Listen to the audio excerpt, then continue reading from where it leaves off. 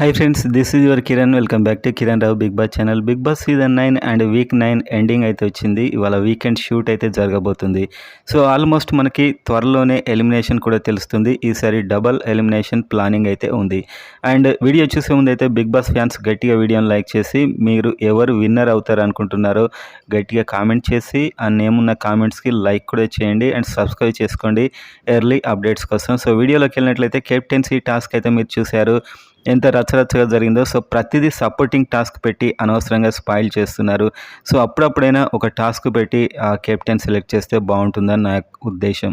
And అదేవిధంగా ఇమాన్యుయల్ మళ్ళీ captain అయ్యాడు. అండ్ ఈసారి ఎలిమినేషన్లో ముగ్గురు ఏవి అయితే రెడీ అయింది. ఒకటి సంజన. సో షాకింగ్గా సంజన కూడా డేంజర్ జోన్. అండ్ అదేవిధంగా రాము అండ్ సాయి శ్రీనివాస్, ఇంకో గోల్డెన్ బజర్ అయితే తనుజ దగ్గర ఉంది.